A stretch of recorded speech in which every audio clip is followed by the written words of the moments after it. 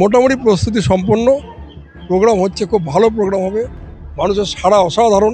তসলিমা নাসরিনকে আনবার জন্য পশ্চিমবঙ্গে যে কন্ডিউসিভ সিচুয়েশন দরকার সেটা ছিল না। কারণ নতুন সরকার, নতুন মুখ্যমন্ত্রী, এবং তিনি ইতিমধ্যে প্রমাণ করে দিয়েছেন মৌলবাদকে কীভাবে ট্যাকেল করতে হয়। সরকারের সাহায্য যেটা, সেটার জন্য সিকিউরিটি, পুরো সিকিউরিটি কাভারেজ ওনারা দিচ্ছেন। মৌলবাদ আর কমিউনিস্ট বা কমিউনিজম পশ্চিমবঙ্গ ভারতবর্ষের ক্ষেত্রে সমর্থক। ঠিক আর একটা দিনের অপেক্ষা, কালকে তসলিমা নাসরিন একদম কলকাতায় অর্থাৎ তার দ্বিতীয় বাড়িতে পা রাখতে চলেছেন, এবং আমার সঙ্গে এখন রয়েছেন সেই প্রোগ্রামের আয়োজক শান্তনু সিংহ। তিনি কি বলছেন আপনাদেরকে শোনাবো। দাদা, প্রথম কলকাতায় আপনাকে স্বাগত। নমস্কার। এই যে তসলিমা নাসরিন দীর্ঘ 20 বছর পর তিনি আবার দ্বিতীয় বাড়ি তিনি বলেন কলকাতাকে তিনি ফিরছেন, প্রস্তুতি কতটা সম্পূর্ণ হয়েছে? প্রস্তুতি মোটামুটি সম্পন্ন। আজকে কিছুক্ষণ আগে প্রায় 2 ঘন্টা এখানে সিকিউরিটি নিয়ে আলোচনা হলো। সিকিউরিটি যা সিস্টেম এসছিলেন সেন্ট্রাল ফোর্সের যারা ডাইরেক্টর আছেন, যারা অফিসিয়াল, ওয়েস্টবেঙ্গল পুলিশ, তার স্পেশাল সিকিউরিটি, এসবি, সিআইডি, যা যা আছে, এতক্ষণ মিটিং হয়েছে, ফায়ার ব্রিগেড এবং এখন বিভিন্ন আরও যে সমস্ত আছে সিস্টেম। মোটামুটি প্রস্তুতি সম্পন্ন প্রোগ্রাম হচ্ছে, খুব ভালো প্রোগ্রাম হবে, মানুষের সাড়া অসাধারণ। আমরা 3টে ফোন নাম্বার দিয়ে দিয়েছিলাম যোগাযোগ করার জন্য।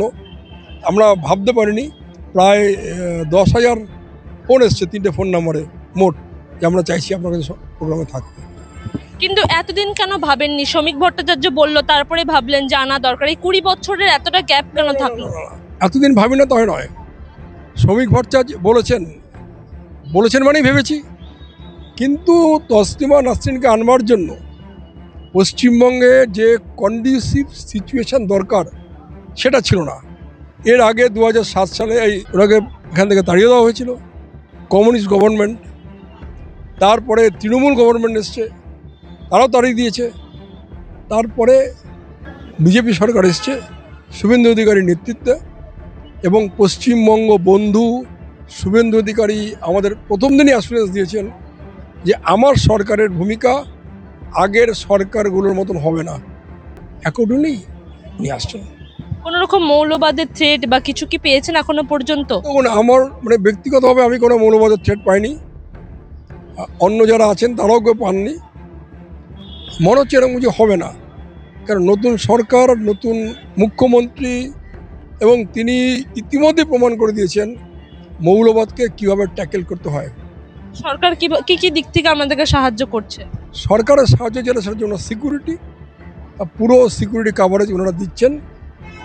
আমরা সরকারের কাছে এটাই চেয়েছিলাম, তার বেশি কি আমরা কিছু চাইনি। যে তসলিমা নাসরিনের সিকিউরিটির জন্য যা যা দরকার, নিরাপত্তার জন্য যা যা দরকার আপনারা করে দিন। এবং পশ্চিমবঙ্গ বন্ধু মাননীয় শুভেন্দু অধিকারী সম্পূর্ণভাবে সহযোগিতা করছেন। এত সহযোগিতা আমরা নিজেরও আশা করিনি। এই যে বাম তৃণমূল, তাদের কাছ থেকে কোনো কথা শুনতে পাচ্ছে, তাদের জন্যই তো এতদিন ঘরে ফেরা হলো না তসলিমা নাসরিন। মৌলবাদ আর কমিউনিস্ট বা কমিউনিজম পশ্চিমবঙ্গ ভারতবর্ষের ক্ষেত্রে সমর্থক। আর তৃণমূলের ভিউ তো আপনারা জানেনই, যে লাথি মারলে যে গরু দুধ দেয় তার লাথি খেতে হবে, মুসলমানরা ভোট দেয় তাই আমরা মুসলমানদের লাথি খাবো। তাই এই দুটো মৌলবাদী শক্তি বা মৌলবাদের সহকারী শক্তি, এদের ওপর নির্ভর করে আমরা তসলিমা নাসরিনকে আনছি না, বা এদের ভয়ে ভীত হয়েও আমরা কোনো আলাদা অ্যারেঞ্জমেন্ট করছি না।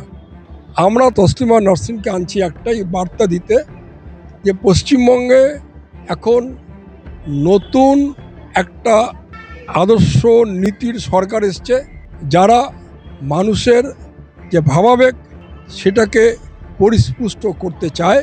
আর তাই তসলিমা নাসরিন এখানে আসছেন, পশ্চিমবঙ্গ সরকার সাহায্য করছেন। এতক্ষণ আমরা কথা বললাম আয়োজক শান্তনু সিংহর সাথে।